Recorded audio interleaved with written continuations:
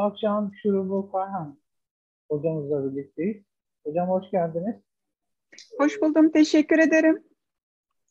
Bu akşam konuşacağımız Altay Türklerinin gelenekleri, aile yapısı ve çocuklara ad verme gelenekleri. Bu önemli çünkü bizim çok geçmişte kalan ve yani belki 40'lı, 50'li, 30'lu senelerde yaşıyordu. Ama son dönemde hiç kalmayan geleneklerimiz. Bu çok eski geleneğimiz hala Altaylar'da yaşıyor. Değil mi hocam? Bu Evet, gelenekler. Şimdi bu geleneklerin neler olduğunu bize hocamız anlatacak. Yine her zamanki olduğu gibi ilk başta sunum olacak. Daha sonra sunum bittikten sonra sorulara geçeceğiz.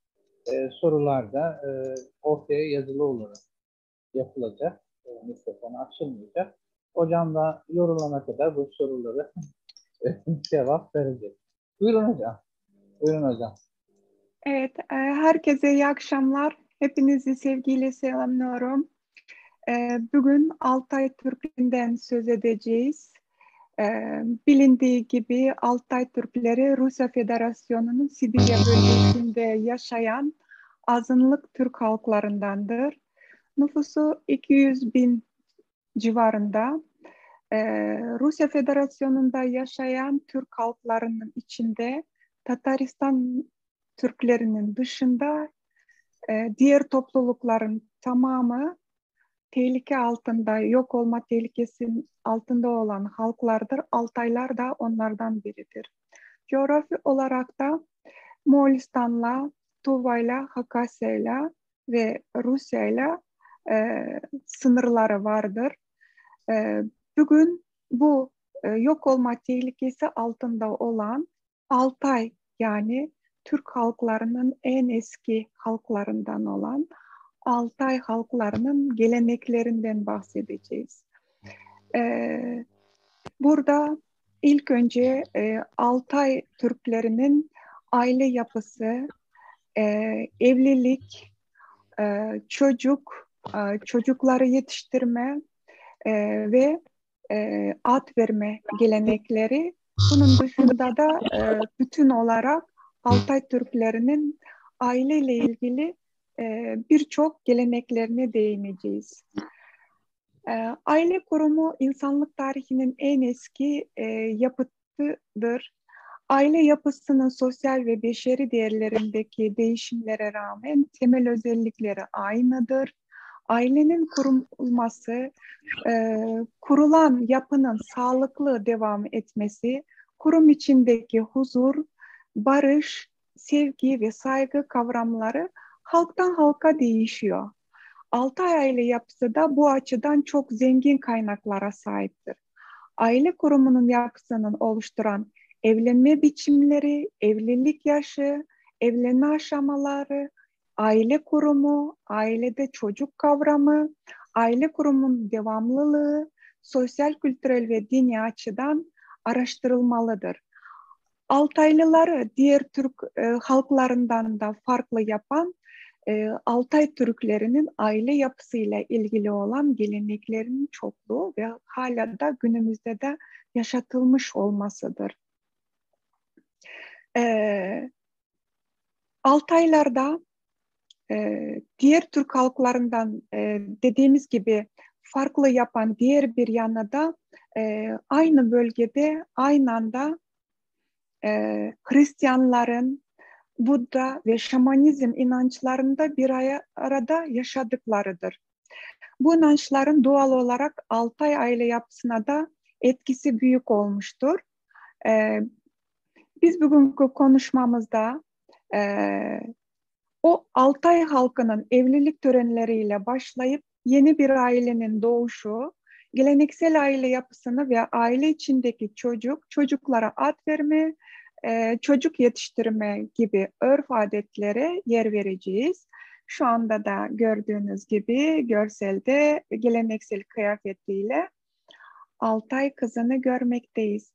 Altay Türklerinin diğer milletlerden ayıran en büyük önemli özelliği toplum oluşturan aile kurumunun çok sağlam ve sağlıklı temeller üzerine oluşturulmuş olmasıdır. Gerçekten de bu sağlıklı yapı güçlü bir toplum yapısını oluşturmaktadır. Bu yapının temelinde de sağlam ve sağlıklı oluşu, zengin bir halk geleneğini de ortaya çıkartmakta. Dini inanç, aile kurumunda kadına verilen önem, ailede karşılıklı sadakat, yardımlaşma, birlikte yaşam ve zamanın çoğunu beraber geçirmekten kaynaklanmakta Altay ailesinin sağlam oluşu. Altay Türklerinde şimdi yavaş yavaş evlilik çeşitlerine doğru gidelim. Altay Türklerinde 4 çeşit evlilik türü vardır. E, Dünür gelme, kuda düşü derler. Kızın isteği olmadan evlendirme. Buna da Altaylılar tutup apargan derler. Kız kaçırma, kaçıp apargan ve yetişkin olmayan e, yaştaki evlilikler.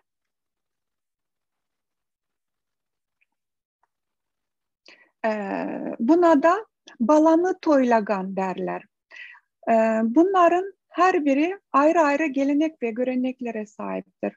Ortak noktası hepsinde dünür gitme geleneğinin olmasıdır. Ailede evlenen birey bir sonraki kardeşinin evlenmesiyle ancak baba evinden ayrılabilir ve Altay Türklerinde en küçük erkek çocuk babası ve annesiyle birlikte yaşamakta ve onlar göç ettikten sonra da baba evine sahip çıkarak o kapının kapanmaması için ve o babasının evini kendi çocuklarına miras olarak bırakmak için o evde kalıyorlar. Evlilik ve nikah Altaylılarda kesin olması gereken şartlardandır. Mutlaka nikah yapılıyor. Evlilik yaşı geçmiş, evlenmeden baba evinde yaşayan kız, yani Türkçe deyimiyle evde kalmış kız veya erkek aile ve toplum içinde itibar ve saygı görmemektedir. Bu sebepten de Altaylılar evliliği çok önemserler. Dediğimiz gibi nikahı da önemsemektedirler. Ve Altay Türklerinde yeni ailenin doğuşu. Düğün insan hayatındaki en büyük kutlamadır.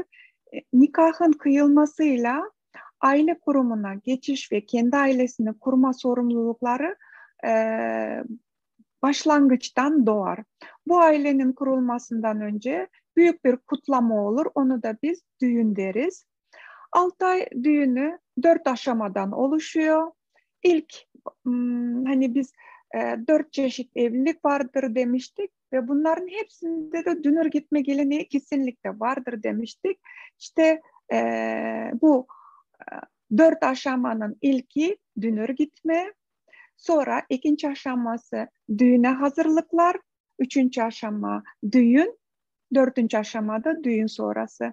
Her aşama ayrı ayrı gelenek ve adetlerle devam eder. Şimdi dünür gitme geleneğine biraz duralım. Dünür gitme geleneği dünür olmadan önce hazırlık görüşmeleriyle başlar ve taraftarlar anlaştıktan sonra kız istemeye gidilir. İki tarafında gelişmeye olumlu karar vermesiyle akraba olma yolunda ilerlerler. Hem kız hem de erkek tarafın aileleri birbirlerini iyice tanımaya çabalarlar. Altaylarda çoğu zaman çocuklar daha küçükken dünür olma niyetinde işlemler başlıyor. Kız çocukları 10 ve 12 yaşına geldiğinde erkek tarafı hediye ile ziyarete gider. Yani hani bizim bildiğimiz beşik kertme geleneği Altay Türklerinde de mevcuttur ve genelde çocuklar daha küçükken beşikten itibaren kerterler ve dünür düşerler ve kız çocuğu 10 yaşını geçtikten sonra belirli aralıklarla tekrar hediyelerle giderek kendilerini hatırlatırlar erkek tarafı.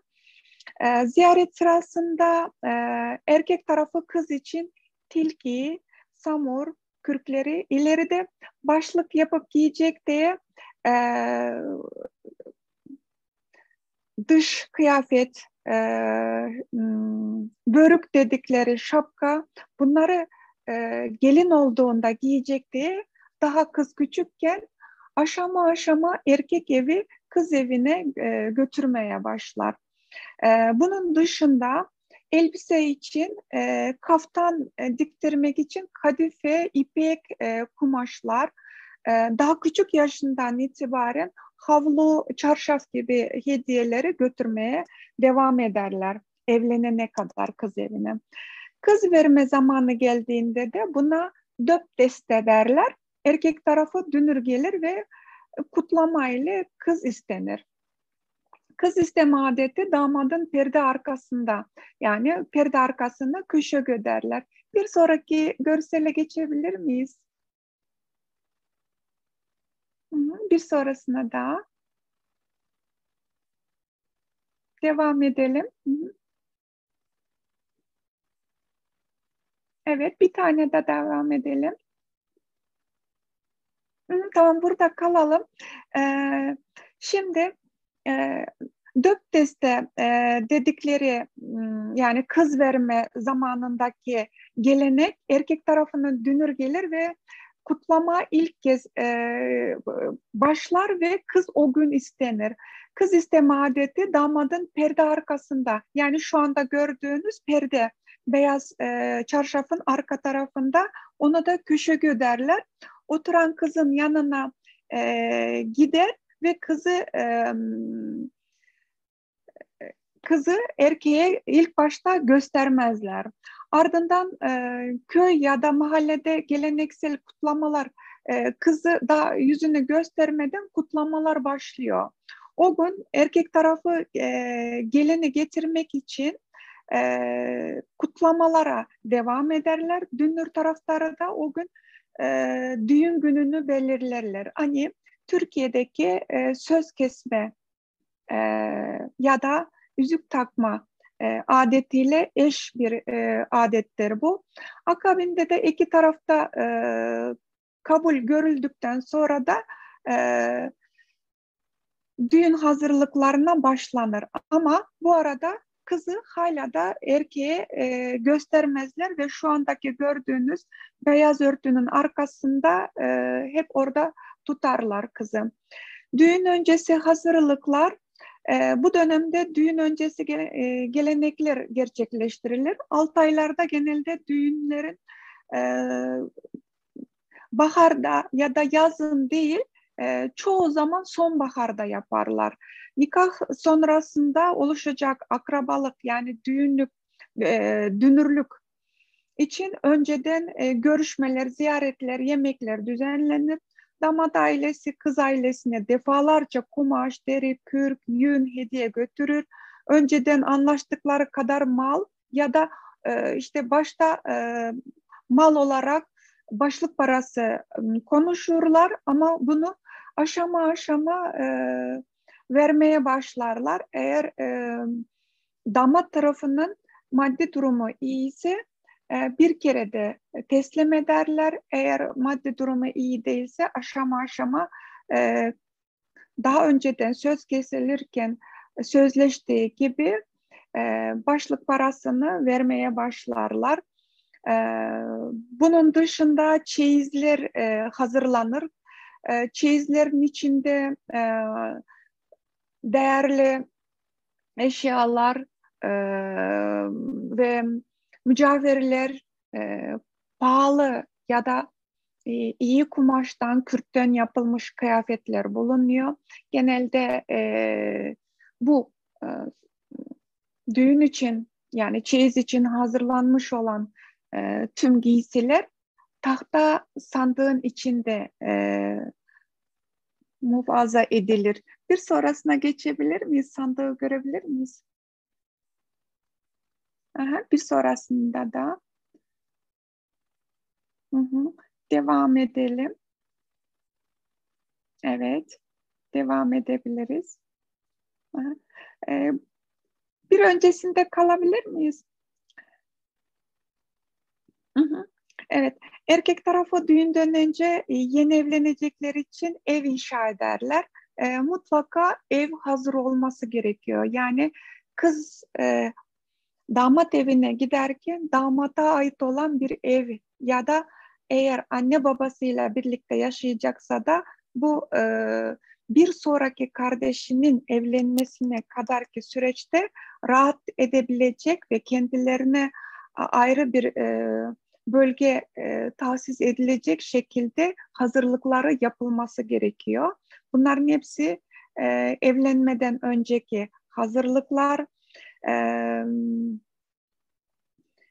Ondan sonra şimdi düğün başladıktan sonra e, kız tarafı yine o beyaz perdeyle e, oğlanın evine doğru yürürler. Bu yürürken de asla oğlan tarafına kızı göstermezler. Oğlana da kızı göstermezler. Genelde oğlan evine giderken kızın yakın akrabaları, teyzeleri, anne ve kız kardeşi, yengeleri ona eşlik eder. E, Bu beyaz örtü e, genelde eni 1,5, uzunluğu 5,5 metre büyüklüğünde olup daha önceden kız evi tarafından hazırlanır. Kenarları ipekle ve nakışla, el işiyle süslenmiş olur. Dediğimiz gibi bu da kız çocuğunun 10 yaşından itibaren artık bu hazırlıkların hepsi yapılır ve o gün için sandıkta hazır tutulan bu köşege dedikleri beyaz perdeler o gün çıkartılır. Bazıları kenarlarına boncuk da işlerler. Daha sonra bir sonraki görsele geçebilir miyiz? Hı hı. Altay Türklerinde kızların saç örgüsüne göre kızların sosyal statüsü yani durumu belli olmakta.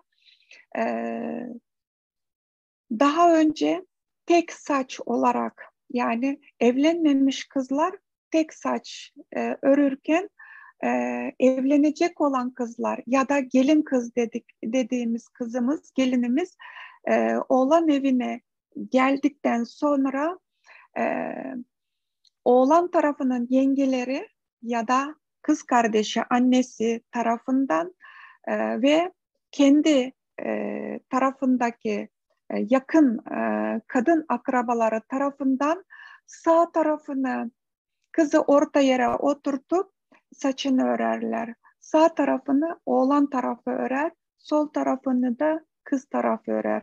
Ve saçını iki ördükten sonra kızı üstündeki baba evinden giyip geldiği kıyafeti değiştirip düğün kıyafetine giydirirler. Böylece e, gelinin artık evli olduğunu gösteren adet gerçekleşmiş oluyor. Bunun dışında o gün geleneksel düğün oyunlar oynanıyor. E, Bunlar genelde tiyatro oyunları şeklinde işte çeyiz sandığının açılması ya da işte yüz görme dedikleri oyunları oynarlar ve bunun karşılığında da mufakat isterler yani ödül isterler ve belli bir para ya da hediye karşılığında da açarlar. Eğer memnun olduğu miktara ulaştığında da açmasına izin verirler. Bunun dışında e, hemen bir sonraki resime geçebilir miyiz? Hı hı. Burada da işte görüldüğü gibi kızın sağ tarafını oğlan tarafı, sol tarafında kızın tarafının ördüğü görülmekte. Bir sonrasına geçebilir miyiz? Hı hı. Bu da saçı örüldükten sonra gelinliğini giydiği anıdır. Değişebilir miyiz? Hı hı. Sonra kızın yüzünü hani belli bir hediye ya da yüz görümünün karşılığında açtıktan sonra da İlk olarak oğlanın annesi gelin kıza süt ikram eder. Şu anda da o görüntüyü görüyoruz. Süt 6 aylılarda ak süt denilir ve iyiliğin simgesidir, bereketin, bolluğun simgesidir ve yeni geldiği evde bolluk, bereket getirmesi ve her zaman otağında yani evinin içinde bereket olması için ilk ikram süt olmaktadır. Bir sonrasına geçebilir miyiz? Hı hı. Ve Altay Türklerinde ateşe süt püskürtme geleneği çok yaygındır.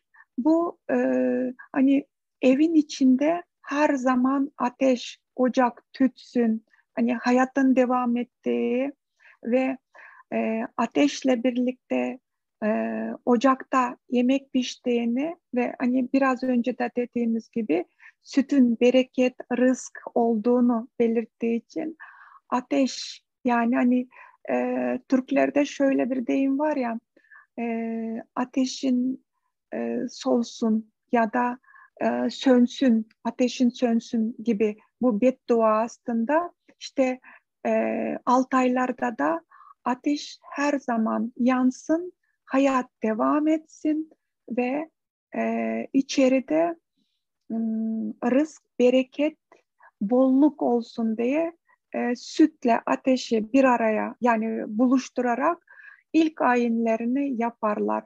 Bu gelenek genelde bize eski Türklerden e, gök tanrı inancının asıl örneklerinden biridir ve o dönemlerden kalan geleneklerden biri.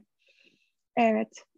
E, Damatın evine geldiklerinde e, eve girmeden gelini 2 kere evi dolaştırırlar mutlaka.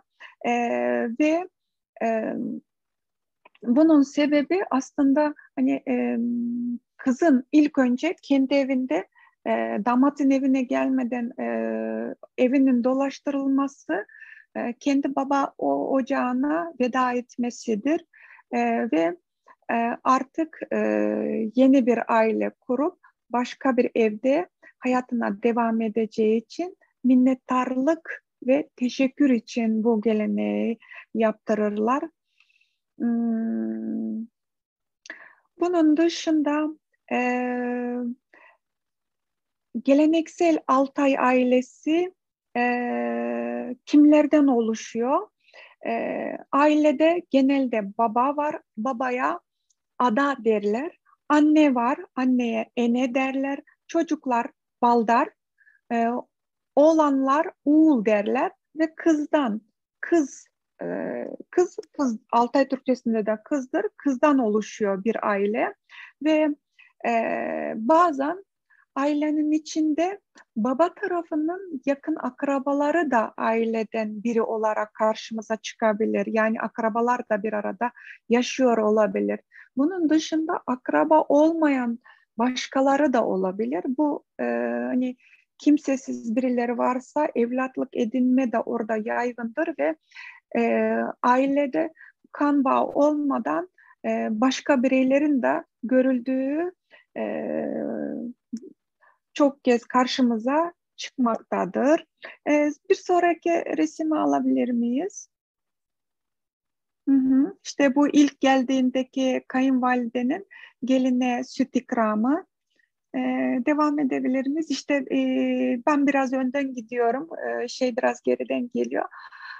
Çeyiz sandığı mutlaka tahtadan yapılmış olması şart. Çünkü uzun süre bu sandığın içi doldurulmaya çalışılıyor. Dediğimiz gibi kızın 10 yaşından itibaren içi doldurulduğu için tahta sandıkların daha sağlıklı olduğunu düşünüyorlar. Devam edelim mi görsele?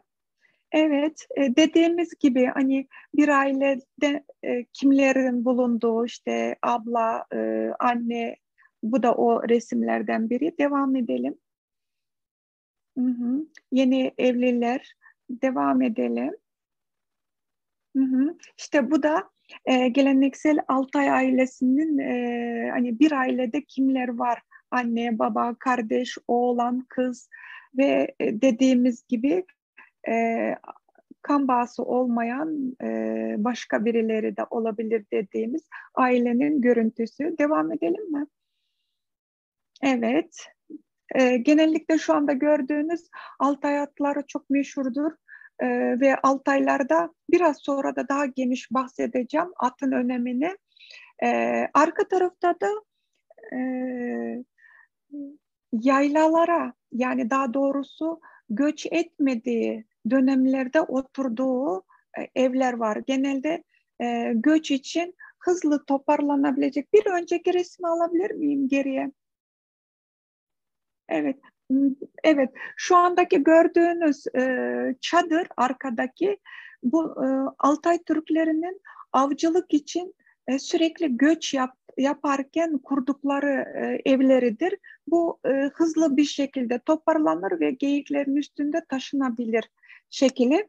Şimdi bir sonrasını alabilir miyim? E, Tahta evi, evet. Bu evde hani göç etmediği, avcılık için sürekli yer değiştirmeyip de kışa doğru kaldıkları ev, yani çok soğuk uzun kışlarda sabit olarak böyle tahta evlerde oturuyor ama göçerken de bir önceki gördüğümüz gibi hızlı bir şekilde toparlanıp geri kurulabilecek evlerde oturuyorlar. Devam edelim bir sonrasına. Hı hı. Atın öneminden de söz edeceğiz dedik. Geleneksel Altay ailelerinin çocuklarını yetiştirirken ilk önce manevi değerlerine çok büyük önem verirler. Altay ailesindeki tüm çocuklar evlenene kadar anne ve babasının egemenliği altında kalırlar. Evlendikten sonra kendi evlerinde, kendi maddi idaresiyle ama ekonomik olarak ayrı olmasına rağmen fikir olarak ya da bir karar alınacağı zaman mutlaka anne ve babalarına danışırlar ve onların kararlarına saygı duyarlar.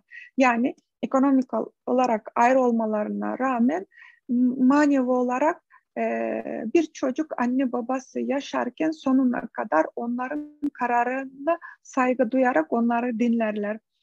Altay ailesinin en önemli sorumluluklarından olup önce kendilerine daha sonra başkalarına saygı ve hürmet göstermek şarttır. İyi niyetli olmak en büyük vazifedir. Yani Altaylar çocukları en küçüklüğünden itibaren, çocukluğundan itibaren iyilik yapmak, iyi düşünmek, iyi niyetli kişi olmak için ilk sırada onların maneviyatında iyilik gelmekte ve bu şekilde de yetiştirmek anne babanın da vazifesidir. Altaylıların manevi yaşamlarının derinliklerinde hem kendilerine hem başkalarına karşı iyi olmak yatıyor.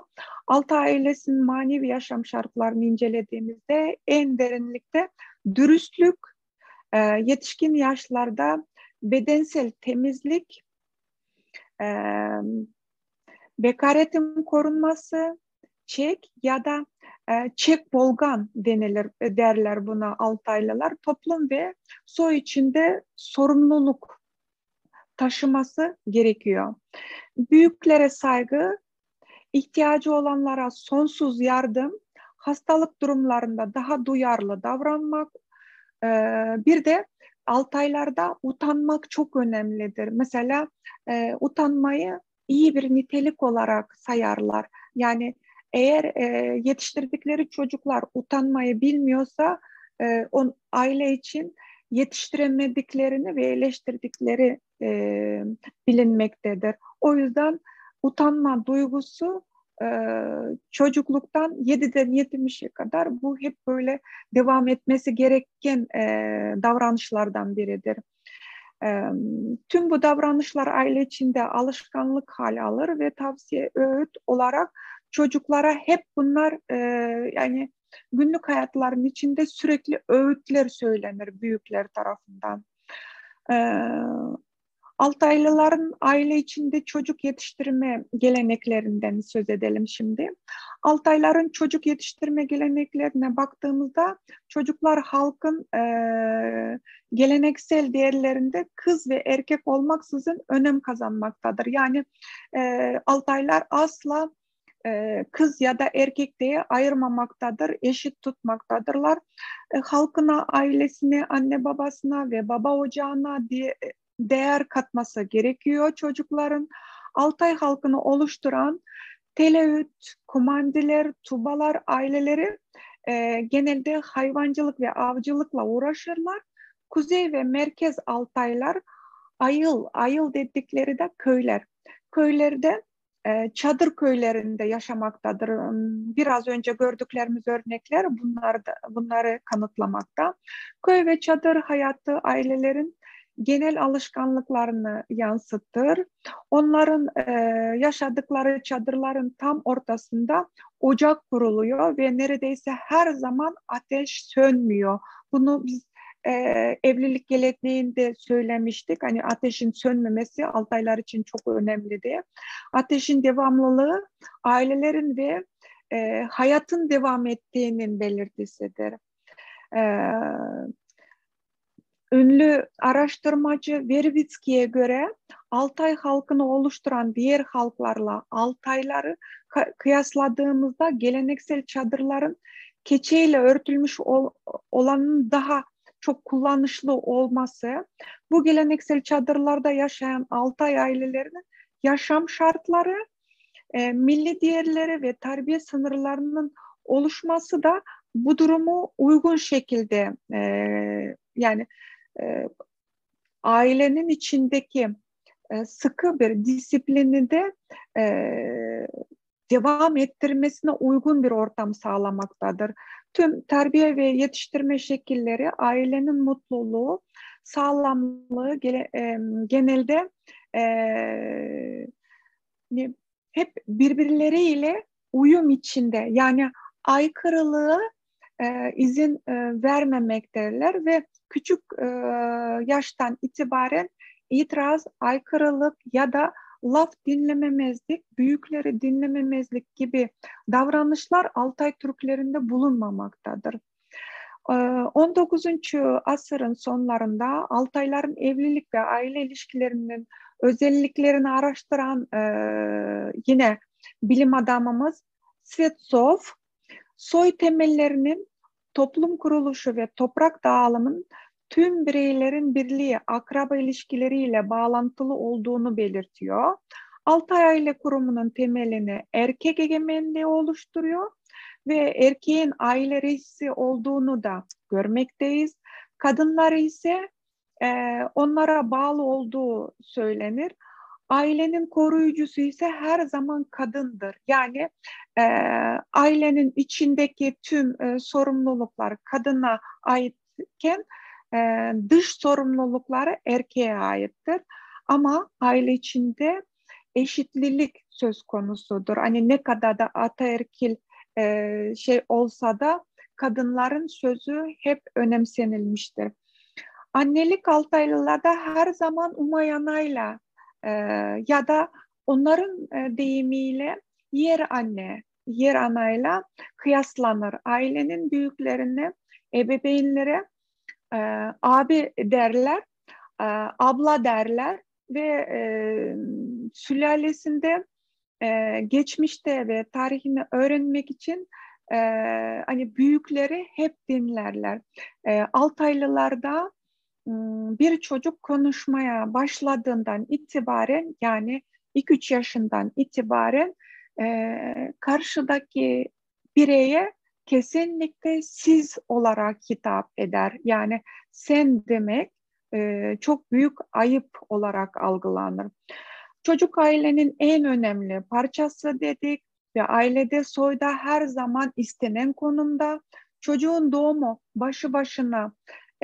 Şimdi hani dikkat ettiysek biz Altay ailesinin, yeni ailenin kuruluş şekli ve bu ailenin kuruluşundan önceki gelenekler, sonra aile kuruluşundaki gelenekler, evlilik gelenekleri, daha sonra yeni oluşan ailenin yani yeni evlilerin uyması gereken kurallar, adetler ve daha sonradan yeni aile kurmuş olan gençlerimizin yavaş yavaş kendilerinin de ebeveyn olmaya başladığı dönemine doğru aşamalı olarak gelenekleri sırasıyla anlatıyoruz ve e, erkek çocuğunun doğumu soyun devamını sağladığı için yani bu sadece Altaylarda değil tüm Türk halklarında bu şekilde algılanmakta. Erkek çocuğun doğuşu soyun devamı demektir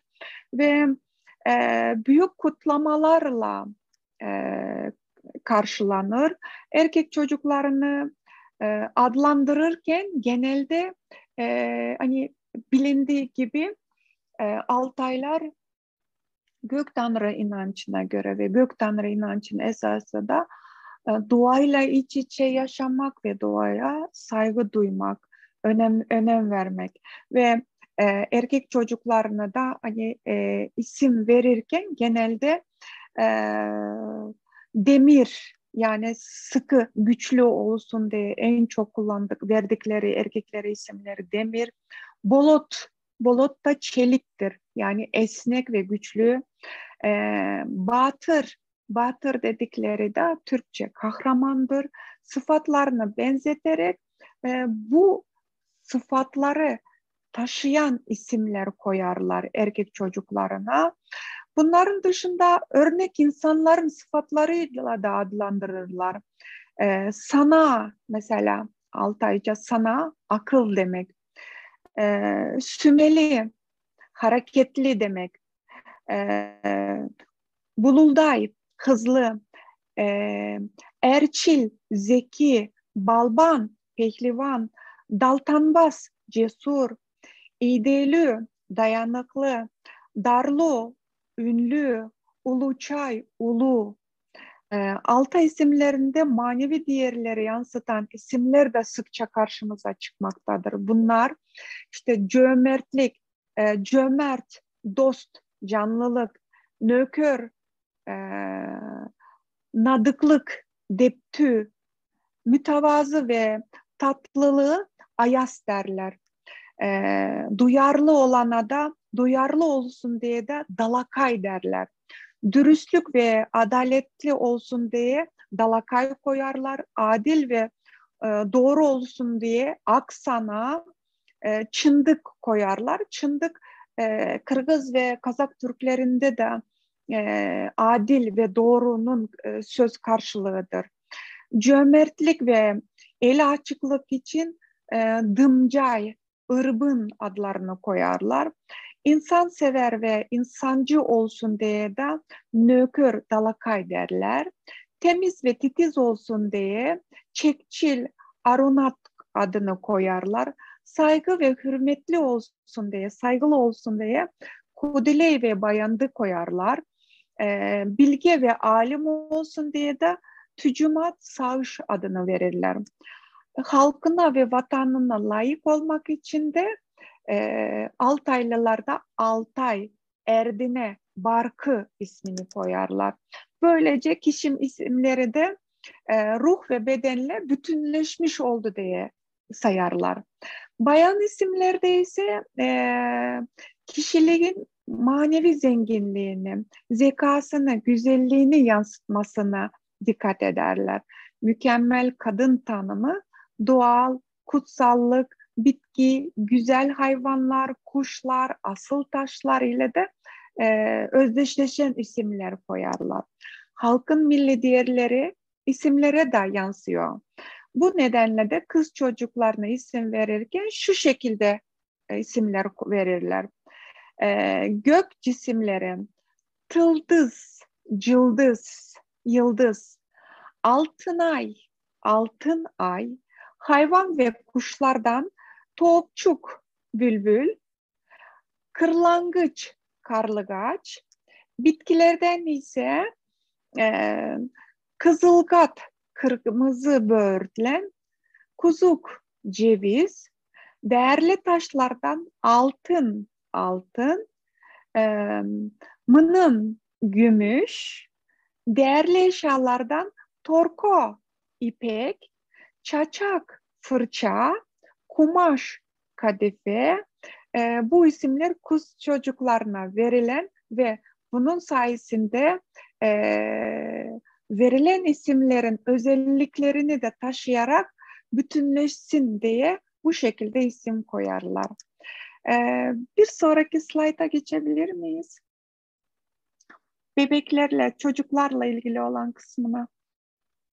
Evet, şimdi evet, 6 aylılardaki beşik ve ad verme törenlerinden söz edelim biraz. 6 ay topluluklarında ad verme gelenekleri genelde yeni doğan bebeğe beşiğe yatırma gelenekleriyle bağlantılıdır.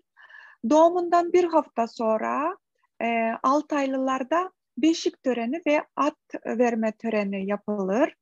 O gün için koyun, dana veya tay kesilir ve toy yemekleri yapılır, misafirlere ikram edilir, eğlenceler, oyunlar düzenlenir. Aynı gün çocuğun ilk banyosu yani ilk kez yıkarlar ve e, ad verme görevini ailenin en büyükleri, eğer yoksa soyun en yaşlısı üstleniyor. Ebeveynler ise onları ödüllendirerek hediyeler verirler. Bu insanlar bebeğin hayatında isim babası ya da isim annesi olarak ömrünün sonuna kadar önemli, değerli insanlardan biri olarak kalırlar. Hatta onların bazı kararlarında önemli yer alırlar. Bunun dışında 6 aylılarda isim verirken geçebilir miyiz bir sonrasına? Hı hı. Yer, zaman, mekan, olaylarla ilgili de ad verme gelenekleri vardır.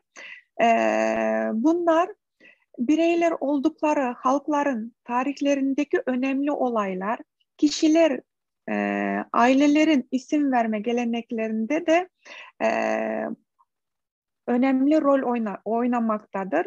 Bu olaylar bazı dönemleri değişse de genellikle o halkın manevi değerlerinin temelini oluşturan bir olaylardır. Bunlardan bazıları o halkların halk isimleri, yer isimleri veya olay isimleri de olabiliyor. Örneğin e, Altay yani Altay Türklerinde Altay ismi çok sık karşılaşan adlardandır. Altay, Alay, Sümer, Çelkan, Karagaz, Kas. Bu şu andaki saydığımız isimler yer ve halk ve topluluk soy isimleridir. Bu isimleri de çocuklara vermektedirler. Ayrıca geleneksel ve milli bayramlarda özel ve mevsim değişikliklerinde doğan çocuklara da o güne özel isimler konulmuştur. Mesela hani Türkiye'de Kurban, ondan sonra Nevruz gibi isimler olduğu gibi buralarda da Noruz, Mayram zaten bayram. Caz da yaz mevsimi, güz mevsimi, ayaz da biliyoruz soğuk simgesi olduğu için ayaz da kışın doğan çocuklara yani hangi mevsimde doğduysa o mevsimin de adını veriyorlar.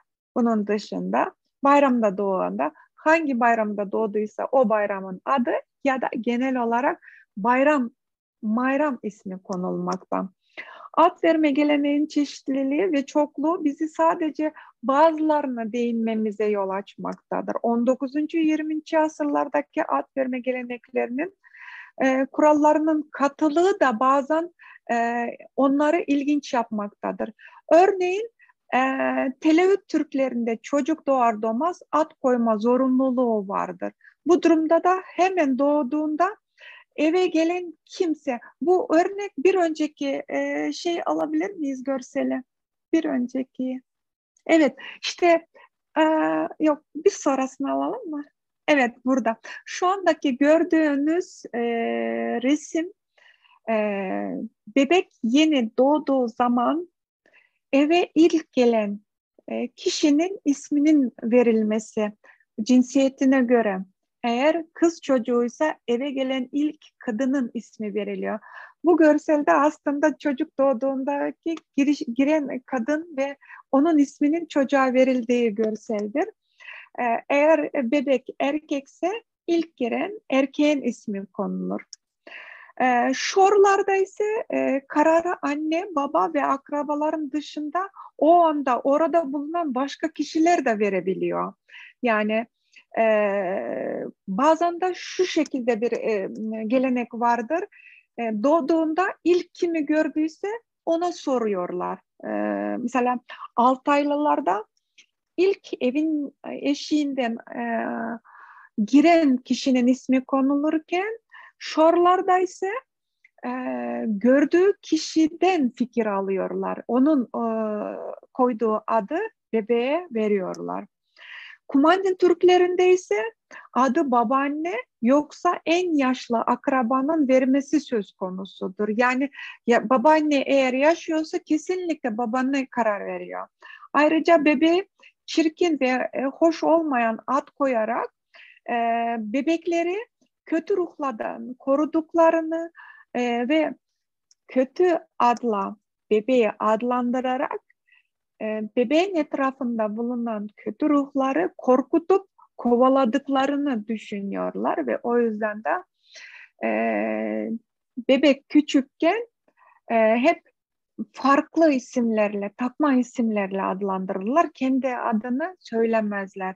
Örneğin çirkin, manka derler. Manka da hani şeydir, burnu küçük olanlara derir ama hani biliyorsunuz Altaylar, Kazaklar, Kırgızlar, Tuvalar, Hakaslar hepsi çekik ve burunları küçük, yuvarlak yüzlü oldukları için büyük göz ve yüksek burun, uzun çeneli yüz güzel sayıldıkları için hani çirkin gözüksün diye küçük burun derler. Halbuki bu durum Türkiye'de daha farklı. Yani küçük burun daha istenilen bir durum. Hakaslar bebek doğduktan ancak 3 ay sonra isim verebilirler. Bu gelenek, şimdi ben neden farklı isimler söylüyorum? Buna da bir açıklık getirmek istiyorum. Altay Türkleri 1991 bağımsızlıktan öncesi o bölgelerde yaşayan halkların geneline Altaylar deniliyordu. Oysa ki orada birkaç Türk toplulukları vardır ve bunlar aslında akrabalar fakat farklı halk, boy, soylardır ve bunları ortak yapan aynı topraklar üzerinde yaşamaları. Bu sebepten de günümüz Altay yani Gorno Altay etrafındaki yaşayan halkların tamamını bağımsızlık öncesi Altaylar derlerdi. Aslında 91 sonrasında bu halkların içinde daha farklı küçük topluluklar da ortaya çıktı. Biraz önce de bunlardan bahsettik aslında. Teleütler, Telengitler, Çerkaslar, Çalkandılar, Tubalar. Bunlar eskiden Altay denilip günümüzde kendi adlarıyla adlandıran halklar ama biz Altay topluluklarının ya da Altay bölgesinde yaşayan Türk topluluklarının geleneklerinden söz ettiğimiz için ben farklı örnekleri de sunmaktayım. Buna da açıklık getirmek istedim. Evet, kız çocuğuna yaşlı kadınlar, erkek çocuğuna ise yaşlı adamlar ad verirler. Buysa bebeklerin onlar gibi uzun yaşamaları temennisini aslında yansıtmakta. Ayrıca eğer çocuğun dayısı varsa isim verme önceliği de ona düşüyor. Ebeveynler isim verdikten sonra ad koyan kişine teşekkür ve minnet amaçlı onları ödüllendiriyorlar. Mesela Kırgızlarda, Kazaklarda da bu gelenek vardır. Ee, tay, buza ya da koyun, keçi, yani e, ailenin maddi durumuna göre bu hediyelerin boyutu da değişebiliyor. Mesela Manas destanında Manas doğduğunda onu müjdeleyene e, ya sayısız koyun, keçi, at verildiği biliniyor. Bu Altaylılarda da bu gelenek hem mal hem e, değerli eşya olmak üzere mufakat ya da teşekkür amaçlı ödül veriliyor.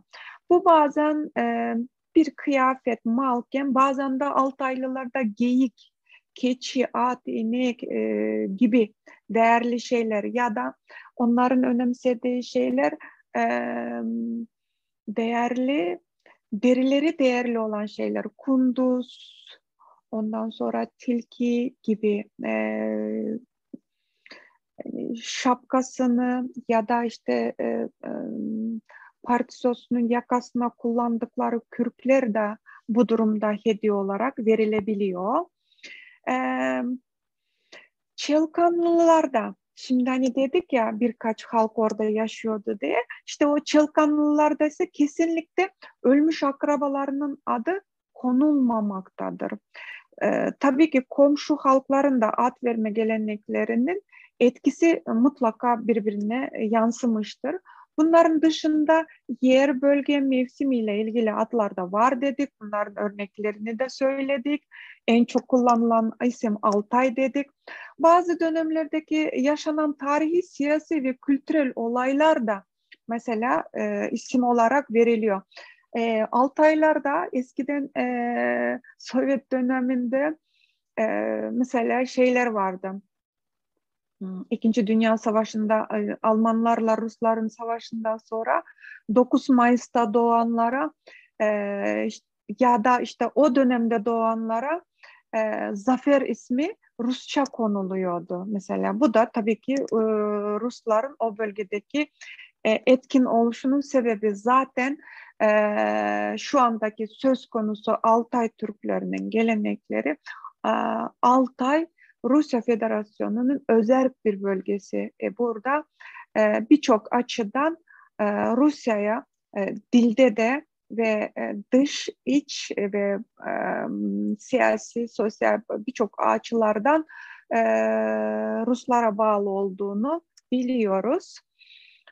İlginç geleneklerden biri de Altaylarda karşılaşan uzak ya da yakın ölmüş veya yaşayan akrabaların isimleri asla bebeklerle verilmemektedir. Yani Türkiye'deki olan olaylar mesela e, özellikle İç Anadolu'da çok sık karşılaşan büyüklerin ismini aile torunlara verilmesi, işte dedenin, babanın isimleri, kız çocuklarına babaannesinin, anneannesinin isimlerinin verilmesi bir saygı, hürmet olarak bilinirken Altaylarda bunun tamamen tersidir ve asla asla e, özellikle ölmüş olanlara ve yaşayan e, aile, soy büyüklerinin ya da genel olarak akrabalarının adı asla konulmaması. E, aslında hani Anadolu'da genelde uzun yaşayan kişilerin de ismi konulmakta, hani yaşı benzesin şeklinde. Oysa e, Altaylarda bu durum asla bu şekilde algılanmamaktadır. E, her şeye rağmen e, Altaylılar her insanın kendi kaderi olup başkasının kaderiyle örtüşmemesi gerektiğini öne sürerler. Onlar yeni doğan bebeğe akrabaların ismini vererek kendi kaderini yaşama imkanlarını önleyip ismini aldığı kişinin kaderine yönlendirileceğine inanırlar. Bu sebepten de hani ne kadar da iyi de yaşasa ama her doğmuş olan yeni bireyin kendine ait kendi çizgisi, kendi hayatı olmasını düşündükleri için asla çok yaşamış ya da büyüklerin ya da topluma mal olmuş yakın akrabalarının isimleri verilmemektedir. Biraz da şeyi değiştirelim mi görsellere? Hı hı. Burada da hani babaanne, anneannenin kız çocuklara ad vermedeki önemin gösteren bir fotoğraf. Şu andaki babaanne ve anneanne bir araya gelerek yeni doğan torununa ad verirken çekilen fotoğraftır bu. Devam edelim. Hı hı. Bu da işte bebek doğarken Beşiktoy'daki görüntü. Devam edelim. Bu da babaanne. E, Devam edelim. Aha. Bu da işte Beşiktoy'daki etraftaki yakın akrabalarının düğüne katılırken fotoğrafları. Devam edelim. Evet, bu da işte yine çocuklarla ilgili geleneklerden bir görsel. Bunun dışında evet burada bir öncekinde kalabilir miyiz? Evet. Şimdi ad vermede bazen özel durumlar oluyor. Altay halklarında ad verme geleneklerinin içinde diğer bir ilginç ve sürekli kız çocuklarının doğmasıyla devam eden bir durumda, yani ailede erkek çocuğu doğmuyorsa o zaman sürekli doğan kızların ismini dönmesi için isim koyarlar. Bunlar da burul, Altay Türkçesinde burul döndü demek, boldu yeter demek ya da bitsin demek, akır son demek, ulucan, uğulkan yani uğulkan yani uğul olsun anlamına geliyor. Uğulcan da yine aynı şekilde uğul olsun, oğlan olsun demek oluyor ve aynı Anadolu'da o da Türkiye'de de olduğu gibi sürekli kız çocuklarının doğduğu durumlarda isimler değişik dönsün diye bu şekilde isim konuluyor Altay Türklerinde de. Burada da benzerlik taşıyoruz Anadolu ve Altay kültüründe. Ailelerdeki bir önce doğan çocuğun ölümü durumunda yeni doğan bebeğe hayatta sağlıklı devam etmesi dileğiyle şöyle isimler konuluyor. Tursun yani Dursun. Bir öncesi öldüyse hani ölümler devam etmesin artık dursun yeter de şeklinde. Dursun, Toktosun, Toktokan, Toktobü bunlar hani tek kelimeyle Toktakan, Toktobu, Toktosunun tamamı bizim Türkiye'deki Dursun isminin karşılığıdır. Ömbüş, Ölmez, bir de Ölmez ismini koyarlar. Yine Anadolu'da da bu isim kullanılmakta. Altay halklarının birçoğunda eğer bebek doğum sırasında veya e, doğumundan kısa süre ölürse mutlaka ismini verip sonra gömerler. Çocuklara kafiyeli isim koymak da Altay Türklerinde yaygın bir gelenektir. Çocuğa ad verme geleneklerinin e, en yaygınlarından biri bu gelenek. Bu gelenek Altay topluluklarında oldukça hani çok dağılmış bir yayılmış gelenek olmakla birlikte Çalıkan Türklerinde e, hani kafiyeli isim olarak hani isim benzerliği en çok konulan isimler de şunlardır. Palaçak, Palançı, Palagey, Palanka şeklindedir. Yani böyle bunu Anadolu'da niye benzetiriz? Yine yani bazen bir harfle başlar ve mesela A harfiyle ve hep o A'dan devam eder gibi. Burada da aynı gelenek bulunmakta Altaylarda da. Ya da şöyle babasının adıyla ya da annesi kız çocukları annesinin adıyla benzerlik, erkek çocukları da babalarının adlarıyla benzerlik taşırlar. Bunlar Oçubay, Oktubay, Oktoş, Ostonok gibi örnekler var. Altay'da diğer bir karşılaşılan isimler konar göçer hayat süren bu toplulukta bazen hani zenginlik ve medeniyet üzerine, kültür, sıfat üzerine verilen isimlerde sık karşılaşılan isimlerdendir. Altay ailelerinde çocukların küçük yaşlardan itibaren büyükleri dinlemeyi ve saygı göstermesini öğretir dedik. Kendilerinden büyüklerine siz derler, mutlaka siz diye hitap eder dedik. Ve araştırmacı Verbitski'nin göre Altay halkı, Altaylılar büyüklere saygı ve hürmet gösteren bir halktır. Çocukları büyüklerinin ismini söylemezler. Bunun nedeni ise büyüklere saygın yerinin saygın olduğunu göstermektedir demekte Verbitski. Rus araştırmacısı Taşakov ise çok küçük yaştaki çocukların bile büyüklerle ilgili gelenekleri yerine getirdiklerini, isimlerini telaffuz etmediklerini, büyüklere seslenirken akam, bayanlara, erkeklere akam, küçüklere ecem dedikleri bilinmekte.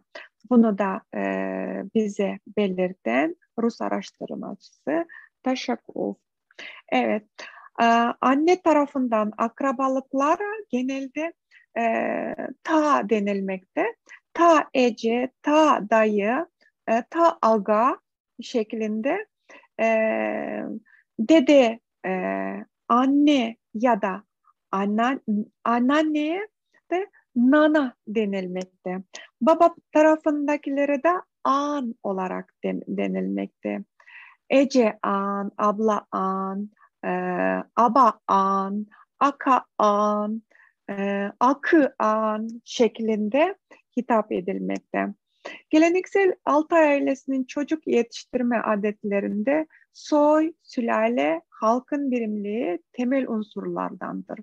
Diğer bir önemli yetiştirme alışkanlıkları, çocukları ciddi ve dayanıklı olarak yetiştirirler.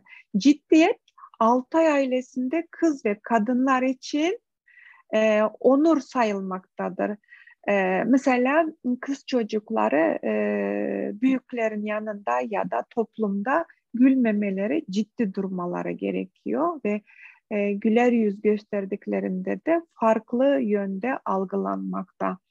O yüzden hani başta da dedik ya, utanmak çok önemli, ciddi olmak çok önemli. Bunlar Altay ailelerinin çocuklarına terbiye ederken verdikleri en belirgin sıfatlarındandır. Yasaklar arasında doğaya ve canlılara zarar verme de yer almakta. Tabiat konusu Altaylıların inanç konusuyla bağlantılı.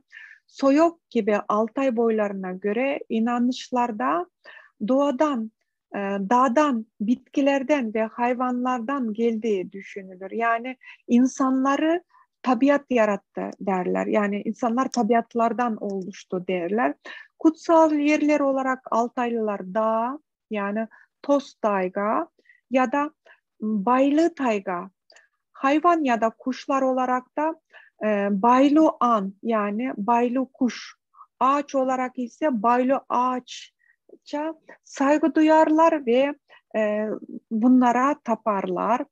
Altay halkı kendi yaratılış hikayelerini, bazı mitolojilerini bağdaştırıyorlar. Örneğin Nayman soyu kartaldan ve köpekten yaratıldığını öne sürerler.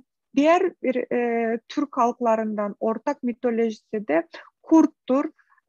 Türk Moğol halklarının bir diğer ortak mitolojisi olan Soyunun kurtlardan geldiği ve onlarla akraba oldukları düşüncesi öne sürülmekte. Altaylarda kutsal sayılan hayvanlar köpek, ayı, at, kartal, baykuştur. Kartalın küçük çocukların ruhunu yansıttığını da inançlarında görmekteyiz. Yani bir kartal çocuğun ruhunu taşıdığını düşünürler. Altaylılar çocuklarına 5-6 yaşlarından itibaren at binmeyi, şu anda görselde görüldüğü gibi hayvan beslemeyi, ocağa ateş yakmayı ve kendilerinden küçük kardeşlerine bakmayı öğretirler. Yani Altaylarda gelin geldiğinde de mesela mutlaka ateş yaktırırlar ve e, ateş yakıp ocakta yemek pişirtirler ve ateş yakarken hızlı ve güzel yakabiliyor mu? Bu da onlar için yetenek sayılır ve bu özelliği de onlar daha 5-6 yaşındayken kazanırlar. Daha sonraki yaşlarda baba oğluna, anne de kızına kendi yaptıklarını öğretir. Kendileri gibi yetiştirirler. Babalar oğullarıyla at üstünde avcılık ve diğer erkek işlerini yaparlar. Dışarıda olan işleri. Kızlar ise anneleriyle birlikte, evet burada da gözüküyor, babasıyla oğlu dışarıda at üstünde e, erkeklere has olan hünerleri öğretmekte ve sergilemektedirler. 7 kuşak geleneği vardır Altaylarda. Altay topluluklarının ezelden beri süregelen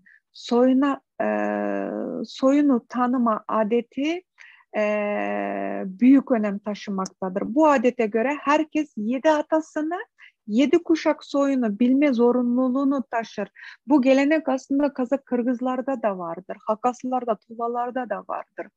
Mesela bir çocuğu gördükleri zaman, hani Altaylarda daha 5-6 yaşından itibaren atlara binerler, işte geyiklerin üzerinde dolaşırlar.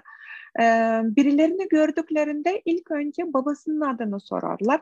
Sonra dedesinin adına sorarlar. Hiçbir zaman çocuğun kendi ismini sormazlar. Sen kimlerdensin sorusu sorulur.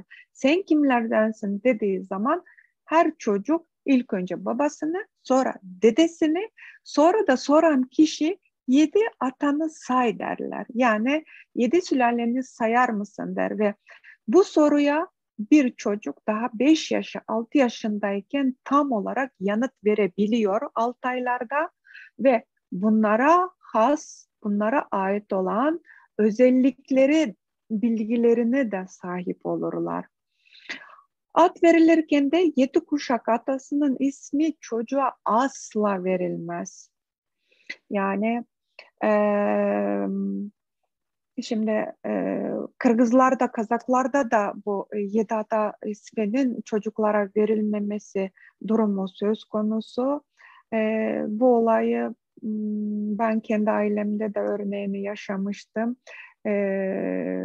Eşim bizim büyük oğlumuzu büyüklerimizin adını koymayı teklif etmişti ama benim de en küçük yaşlarından itibaren bunun olmaması gerektiği üzerine terbiye gördüğüm için biz bu uygulamayı ilkinde e, yapmamıştık ama ikinci oğlumuzda da üçüncü kuşak dedemizin ismini vermiş bulunduk. Yani her iki tarafında geleneğini yerine getirdik. E, Bunun dışında e, ailelerde çocukları yetiştirirken e, en önemli şey sürekli çocuklara öğüt vermek dedik. Büyükler kendileriyle birlikte dolaştırarak e, dolaşırken de hem iş öğretirken öğütler de öğretirler. Böylece e, erkek çocukları erkeklerle dolaşarak daha küçük yaşlarında daha cesur erkek işlerine daha yatkın şekilde yetişirken kız çocukları da annesinin yanında, teyzesinin yanında, anneannesinin ve babaannesinin yanında büyürken onlar gibi yetiştiriliyor. Evet, ne dedik? Ölen şeylerin adı verilmiyor dedik. Bazen de şöyle de denilir. Ruhların kötü yani büyüklerin yani dedelerin, babaların, annelerin, ruhların bazen kötü ruhları taşıdıklarını da düşünerek e, hem çocuğu korumuş da oluyorlar kötü ruhlardan da onu da düşünüyorlar. Altaylara göre bebeğin kaderini doğru ya da yanlış isim koyarak da değiştirebildiklerini düşünüyorlar. Mesela bazen şöyle bir örnekler de karşımıza çıkmaktadır. E, Küçükken çok hastalanan, iyi gelişmeyen çocuklara aslında yanlış ad koyarak hani büyüklerin ya da hani halka mal olmuş halk için hani kahraman, bahadır isimleri koyduğu zaman ya da ünlü kişilerin isimlerini koyduğu zaman onların ruhuyla birlikte bu çocuğun ruhu, küçük çocuğun ruhu o büyük ruhları taşıyamadığını, bu sebepten de hastalandığını, gelişmediklerini düşünerekten gelişmeyen çocukların ismini tekrar değiştiriyorlar ve yetişkin yaşa kadar e, değiştirdikleri ismini kullanıp daha sonra çocuğa kendi ismini kendi seçmesini sunuyorlar. Bazen Altay topluluklarında ilerleyen yaşlarda çocuklar kendi isimlerini de seçtikleri durumlar olmuş. E,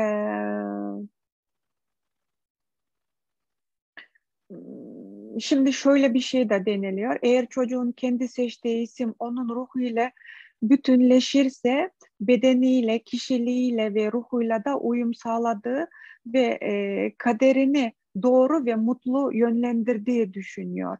Yanlış ve kötü isimlerin çocuğu ölüme bile götürebileceği korkusu Altaylarda vardır. Bazen önce doğmuş olan çocukların erken ölmesi sonradan doğan kardeşlerine de kötü etkileyebileceğini düşündükleri için e, e, talihsiz isimlerin e, tekrarlanmaması için dikkat ettikleri görülmüştür. Böylece ölümün uzaklaştırıldığı ve durdurulduğu inancı doğmakta. Bu alıntıda e, araştırmacı Şatunov'un araştırmasındandır. Altay çocukları kendi ve yakın halklarının tarihlerini iyi bilmekte. Ee, Bu konulardaki onların geniş bilgileri, kökenlerine sahip çıktıkları ve sosyal yapılarını güçlendirmelerinde önemli temeli oluşturmakta. Aile içinde verilen bu bilgiler ve tecrübeler Altay gençlerinin kendi tarihine ve milli değerlerini oluşturma ve aktarma konusunda da büyük katkı sağlamaktadır. Tüm Altaylı gençler sosyal ve tarihi tecrübeleri ailede kazanmış oluyorlar. Toplum içindeki davranış biçimlerinin kökenleri de aile içinde öğretiliyor ve son olarak da her şeyin temel bilgilerini aileden alan Altay kuşağı kişiliklerinin gelişmesinden görüşlerine ve manevi değerlerine kadar uzun bir yol kat ederek hayat tecrübesi kazanmış oluyorlar. Altay halkının yetiştirme sınırlarındaki başarılı diğer halklarla olan ilişkilerine de yansımış ve bu konuda örnek bir halk olarak hep karşımıza çıkmaktadır diyerekten konumu sonlandırmak istiyorum. Biraz da varsa görselleri tamamlayalım mı? Evet. E, Devam edelim. Anne ve kız yetiştirmedeki örnekler bunlar. Görüldüğü gibi genç kızlara çok saç örürler. Şu anda karşımızda da bunun örneği bulunmakta. Çocuklara e,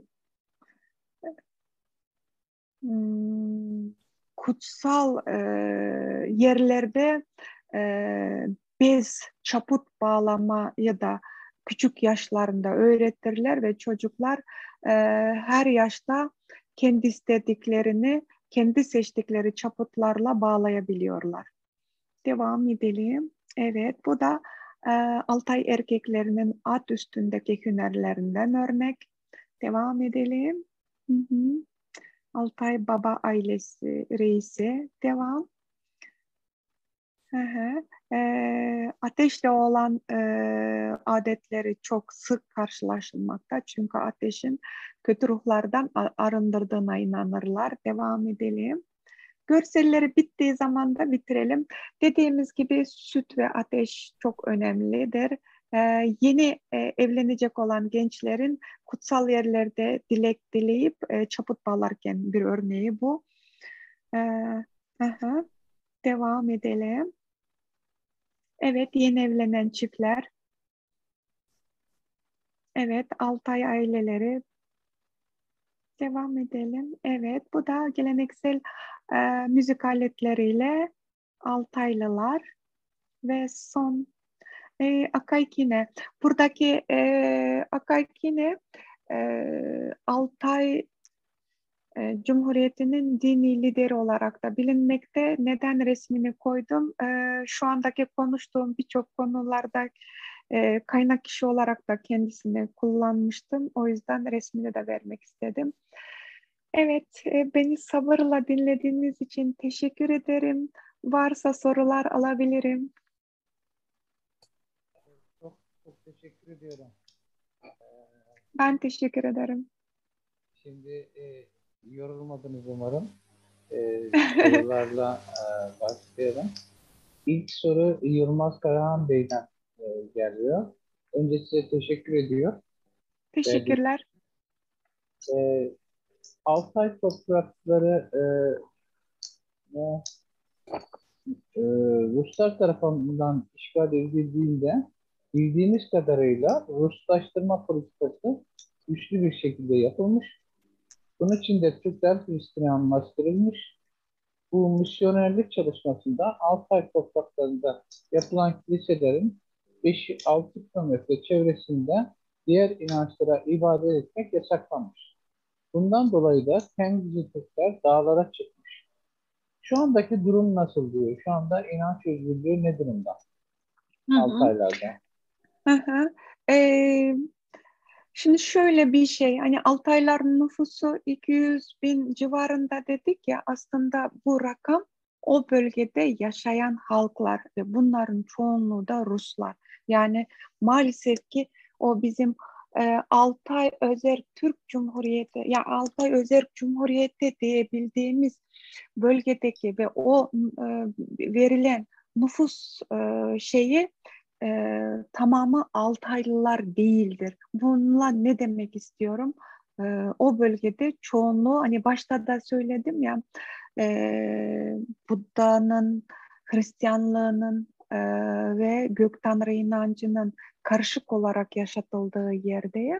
Ve burada şöyle bir şey, mesela Altaylıların kırsal bölgelerinde daha çok gök tanrı inancının, şamanizmin etkisi baskınken kentlerde, yani Rusların çoğunluk olduğu yerlerde e, daha çok Hristiyanlığın baskın olduğu bilinmekte.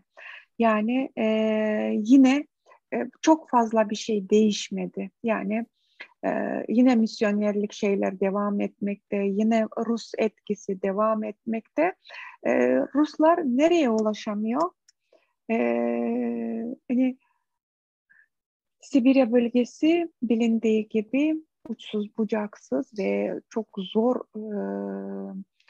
kış, soğuk iklimin baskın olduğu, ulaşımın zor olduğu bölgeler ve hani kentlerde etkili olurken kırsal bölgelerde oralara kadar ulaşmadığı için oralarda daha çok geleneksel inançlar devam etmekte. Evet. Büşra Çubuş soruyor. Evlilik kıyafetlerinde başlıklarda gördüğümüz çiçek motifi hayat çiçeği mi? Aynısı Kuzey Kafkasya'da avarların ve atigelerin halılarında ve benzer bazı eşyalarında da bulunuyor. Diyor. Evet, O çiçek mi? Hayat çiçeği mi? evet, evet. Hem öyle bir de şey, dikkat ettiyseniz Birçok kıyafetin içinde bizim kardelen dediğimiz ya da Nevruz çiçeği dediğimiz motif vardır. O motif mesela Türk topluluklarının hemen hemen hepsinde karşımıza çıkmaktadır. O neyi simge ediyor? O yaratılışı, doğayı ve hayatın devam ettiğini, yeniliği, umutu simgeliyor. Bu sebepten de dediğiniz gibi doğru fark etmiş. Evet, o simge e, başlangıç, hayat, devam etme, umut simgesini taşıyan e, hayat çiçeğimiz. Evet. Evet. Ve hani karşılaştırırken de Kafkaslarda da demiş aslında Türk dünyasının tüm coğrafyasında bu simge karşımıza, motif karşımıza çıkmaktadır. Bu bizim Evet, ortak simgelerimizdendir. orada ben mesela o bebek şeyinde de kucağa aldığımda ben o elbisenin üzerinde bizim ana motifini gördüm. Onun Hı daha hı. böyle soyutlanmış şeklini gördüm. Aynen kullanılıyor. Evet, Şimdi biraz evet. Hı hı. hem size hem de diğer katılımcılara katılmak istiyorum. Çünkü YouTube'dan ilginç yorumlar var.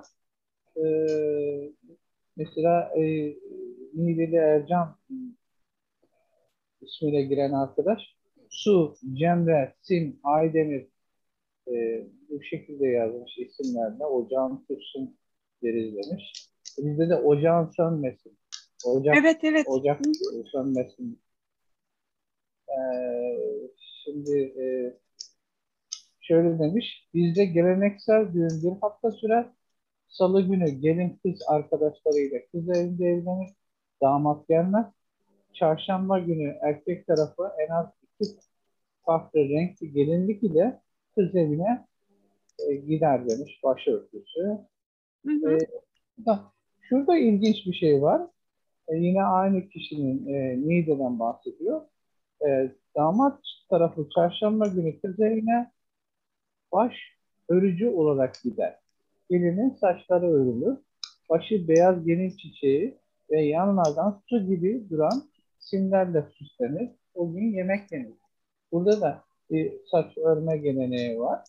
Saç Benzer. örme geleneği şeyde de var. Mesela Kırgızlarda, Kazaklarda, Özbeklerde, Türkmenlerde, Tuvalarda, Hakaslarda yani neredeyse tüm Türk dünyasında saç aynı şekilde yani hani bekar bir kızın saçı tek ondan sonra evli olanın mutlaka ikiye ayrılıp örülmesi bizim ortak kültürlerimizden biridir. Bir de iki yana, iki belik deriz biz. İki yana örülür Hı hı. genelde. Aha. Burada daha şeyler de oluyordu. Ben çocukluğumda hatırlıyorum. Bekar kızlar da, evlenmemiş kızlar da oluyordu. Yani iki tarafa örülmesi. E, Hı hı. Yine aynı devam ediyor. Büyük erkeklere aga, büyük kız kardeşlere de aba denir demiş. Evet, Ateşi doğru. kolay, ateşi kolay yakana, nişanlın güzel olacak Evet, derlermiş. evet, doğrudur. Hı hı, doğrudur. Şimdi bir de Giresunlu bir arkadaşımız Ordu'da ablaya Ece dendiğini duydum.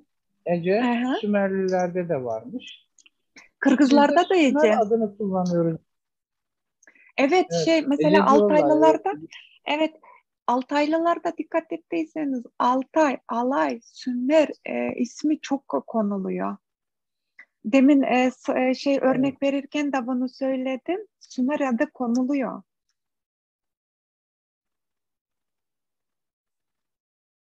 evet. Sümer, evet Sümer adı kullanılıyor. Hı hı. Ee, Arkadaşlar atladığım konu yok herhalde. Ee, Sanırım sorular bitti. Gerçekten çok güzel bir sunumdu. Bizi Teşekkür ederim. yani benim çocukluğumda da rastladığım bir takım geleneklere götürdü. Bizim unuttuğumuz zaman zaman çocukluk günlerinden hatırladığım gelenekler vardı. Sizin ekleyeceğiniz bir şey var mı? Yine birlikte olacağız. Bu tür, devam edeceğiz bunlara. Umuyorum ileriden. Sayın Hocam sizin ekleyeceğiniz bir şey var mı? Çünkü sorularımız bitti. Ha, yani bir son soru geldi. Bebekler diş çıkardığı zaman diş buğdayı gibi bir adet var mıdır? Bir de bebek E, yürümeye başladığı zaman düşmesin Bu diye çok köstek kesin. kırma Bu var çok mıdır? kesin. Tabii tabii. Yani şimdi şöyle bir şey. Bu gelenekler o kadar yaygın ve o kadar çok ki mesela işte doğumla ilgili geçiş dönemler, doğum ve evlilikle ilgili çok fazla gelenekler var ve hepsine değinmek vakit zaman açısından çok zor. Oysa ki ben mesela daha anlatmak istediğim o kadar çok gelenekler vardı ki bu arada bu konularda daha geniş bilgiler Beşikten Mezara Türk Dünyası Gelenekleri adlı kitabımda bulunmakta. Altay örnekleri çok fazla var orada. Bir de şu anda sözünü edemediğim, zaman açısından yetiştiremediğim birçok geleneği orada bulabilirler. Orada bir bölümün tamamı doğumla ilgili, bir bölümün tamamı sadece evlilik gelenekleriyle ilgili ve çocuk yetiştirme, terbiye ve inançlarla ilgili de ayrıca bir bölüm var. Orası 5 bölümden oluşuyor. Tabii ki yetiştiremedim ama ilgilenenler için de kitabın içinde 3 dilde bulunmakta bu detaylı bilgiler. Evet. Yani yine sizinle bir sunum yapacağız gibi gözüküyor hocam. Bu arada bana bu fırsatı sağladığınız için size ve tüm akademi ekibine çok teşekkür ederim. Onlar da bilmiyorum okuyor musunuz? Hepsi Ben şu anda maalesef telefondan bağlandığım için Vedat birçok Köle ve şey görmüyorum. Karahan Bey, e, Süleyman Uygun e, ve diğer arkadaşlarım size çok çok teşekkür ediyorlar. E, Ben de teşekkür ederim. Saygılarımı gönderiyorum kendilerine. e, evet şey de demiş Mehmet Sağ Hoca'nın da Türk dünyasının her bölgesinde koruyucu ruhlara yönelik evlilik ve özellikle e, doğum zamanında bir takım ritüeller uygulanır. Bu durum Altaylılarda var. Nazarlık yapmak, saçlar yapmak. İşte şey de vardır herhalde. Albastı, altarası falan da var mı? Hocam, Evet, evet, evet. Hı hı. evet, var. Ee, Albastı. Erkek çocuk. Hatta beni çocukken bir defa beni bile bekletmişlerdi yani. Ben çocuktum. Erkek olduğum için. Halbuki ben çocuğum. Dediler sen erkeksin burada duracaksın. Durduk yani. Ee, hocam çok çok teşekkür ediyorum. Sizinle yine Ben teşekkür buluşacağız. ederim. Çünkü yeterli olmadı. Yani yeterli olmadı derken doymadık. Değil mi? Ben de aynı şekilde. Ee, Dediğim Görüş gibi bilgi paylaştıkça e, güç kazanır. O yüzden hani bundan sonra ben de sık sık sizin şeylerinize, toplantılarınıza katılacağım. Şu anda daha önce bu konuda birazcık aksaklıklar yaşatmıştım ama bundan sonra daha düzenli bir şekilde sizleri de takip edeceğim. Katkıda da bulunacağım. Sizler de bana bu fırsatı veriyorsanız, verdiğiniz için de ayrıca teşekkür ederim. teşekkür ederiz. İyi geceler diliyoruz hocam. Sayın hocam. Kendinize iyi Ben de herkese çok teşekkür ederim. Beni sabırla dinledikleri için. Herkese iyi akşamlar. Hoşça kalın.